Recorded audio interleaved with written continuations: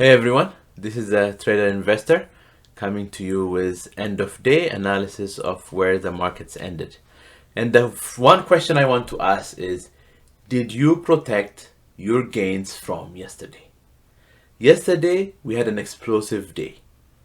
Today we had day. So in an day, very difficult to trade, especially if you're trading 15 minutes or higher time frames like I am. So did you protect your gains from yesterday? Because yesterday we had a fantastic day. We had a good down day and then a good reversal. Even if you only took the down day, today was not a day to play cowboy and risk it all, but today was a day to be careful. And why did I say that? This morning I mentioned we have an inside day meaning we're contained within the highs and lows of yesterday's range, and we have a gap down. I was expecting to close this gap. That did not happen. I took a position to close this gap. That did not happen. However, because I wanted to protect the gains from yesterday that I took from both sides, I had an extremely tight stop, and that tight stop paid out to be a good decision. I was stopped out for a very small loss. That's okay. It is really okay because I protected the gains from yesterday. So my expectation was we break the 15-minute range and we're gonna shoot up to close this gap. When that doesn't happen, when price keeps giving you railroads, up one time, down one time, up one time, down one time, for me this is a sign of weakness. This is a sign that the market could have a very small range today. And by a small range, what I mean is if we look quickly at the daily chart, today's bar, and if you look down in this range number here, today's bar showed a $2.20 range, whereas yesterday's bar showed a $4.28 range. And yesterday was a clean range because there was no up one time, down one time. It was down, small rally, down, reversal.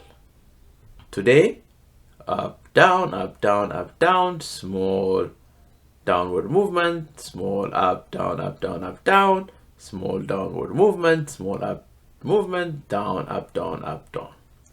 So this is why once I took my exit at that stop loss, I did not enter any more positions. Couple of reasons. One, as I said, is this up down telling me it's a tight range. I'm not interested. And two, where did the 15-minute range trigger today? Where did it print? At the same level where it printed the day before, on Tuesday, on Monday. Right? 3 days in a row we had the same uptick within a couple of cents each. So today the high of that 15-minute range is 418.02. Yesterday 418 exactly, 2 pennies difference. On Tuesday 417.99, a penny difference. And on Monday 417.98, 2 pennies. So we from 417.98 to 418.02, a 4 penny movement. That's all it showed for this whole week except for Thursday. So we knew one Thursday was a significant gap up outside of the range. We knew it was a moving day. But today wasn't the moving day. I already mentioned in the morning it was an inside day. So inside days, I trade them very carefully. Tight stop if I enter. If I have an expectation and that expectation is not met, I'm out and I'm done for the day. So this is what happened. Now, were there plays that you could have taken today in other areas? Because today is expiration Friday, Amazon options, Tesla options, Netflix options are cheap today if you get them for today's expiration. I have a video on how to circumvent the pattern day trade rule. So if you want to watch that video, it'll explain to you how you can day trade. The other thing is, if you only do this every Friday and you only do it once or twice on a Friday, you also don't have to worry about the pattern day trade rule. So of course that means if you have an account less than 25k. If you have an account greater than 25k, that doesn't apply to you, so I'm not concerned about that. However, if you have a smaller account, you can still do it every Friday because they're cheap. So why am I mentioning these expensive stocks otherwise? So I showed you yesterday a strategy after earning. We wait for order blocks to be met and we wait for break of structure. And today we have a clear break of structure.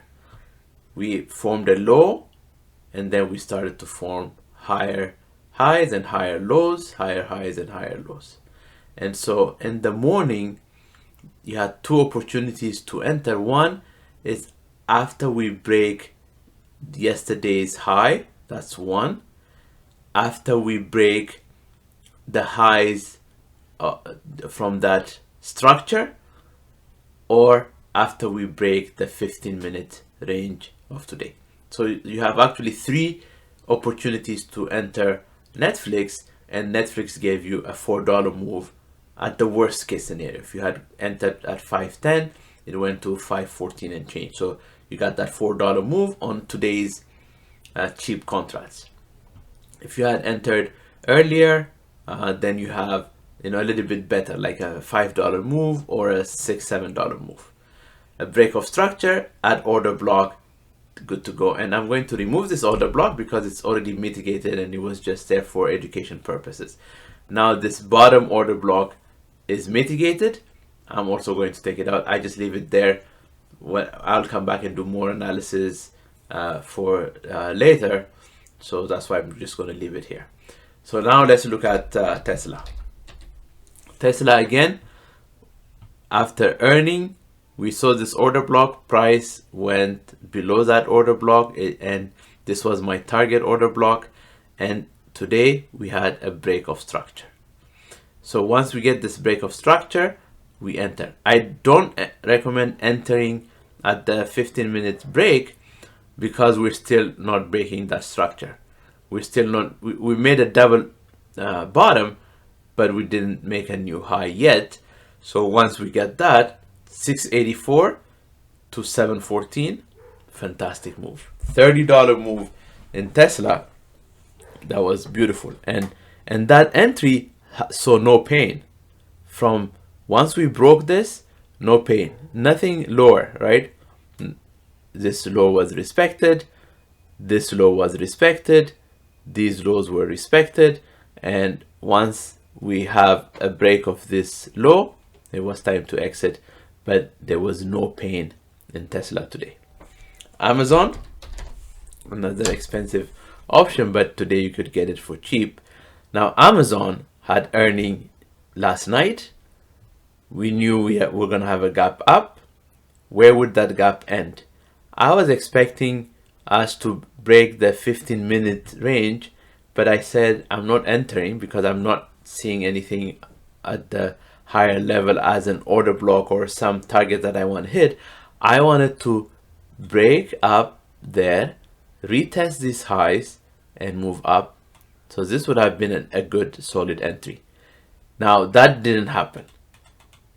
Now the other possibility was we immediately close this gap, but this was a narrow range, so I wasn't going to trade this.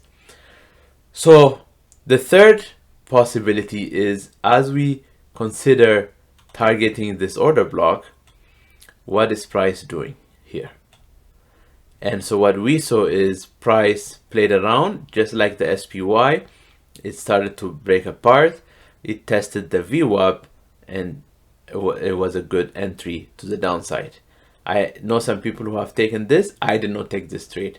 I don't take this trade for one simple reason. When I am at an area of value, I evaluate, does that area of value make sense to me? So if I use a VWAP as my area of value, and during the first 15 minutes range, that VWAP is above the mid-range, for me this is a sign to only enter bullish trend until I see a reversal. So I didn't see that reversal, I didn't take that trade. It's okay, I don't have to take every trade. It's okay to miss some trades, but here's how I analyze, and I'm just sharing with you my analysis. I want to see a break of the 15 minutes, a solid break to show me a strength to the downside or to the upside. But testing the VWAP when VWAP is above the mid-range is not my comfort level, so I would not enter that kind of trade. So that's where the markets ended, and very critical to note again in the SPY that when you have a 15-minute range made the same highs, same lows 2-3 times in a week, this is a sign of indecision. So indecision, do not trade indecision. Just sit it out. Of course, you can say, I trade the 1 minute, I trade the 5 minute, I saw some strengths. So like here, VWAP below the mid-range, I saw price reversal and closing below the VWAP. I can enter at from 417 to 416, a dollar move. Fantastic. 10 contrast dollar move is a beautiful move. I don't trade the 5 minutes. So because I don't trade the 5 minutes, this does not show me a good place to enter. I don't see a good confirmation. My chart setup is not nice. I like charts that set up this way. Boom, boom, boom, boom, go. When we have this up and downs, when I don't know what this bar will do, a good example, you can pinpoint this area right here. This is a good example because when price closed below VWAP right here, this bar, if I had entered here, I was stopped out a few bars later, because at the high of this bar, I'm already thinking this is a reversal, right? So that's why I don't like these trades. These are not clean trades for me. A clean trade is, it gives me a good direction, it bounces from that direction, and I can continue that direction. Or it breaks structure and I take the position to the other side. That's a clean structure for me. And this did not give me a clean structure. Therefore, once I took my loss, then I was done for the day, because there was no clear indication. So this is how I saw the markets. So and Monday, I expect us to have some news on Monday that will take us on is a direction. And like I always say, we trade the chart, we don't trade expectations. So when the chart says go, but then the chart changes mind, it's okay. We get out because we're protecting our gains. All right, everyone, don't forget to like this video. Don't forget to tell me you want me to make more of these, and I will come back and do some long videos over the weekend. Again, I have a couple of ideas of what I want to go into. All right, take care everyone, and have a great weekend.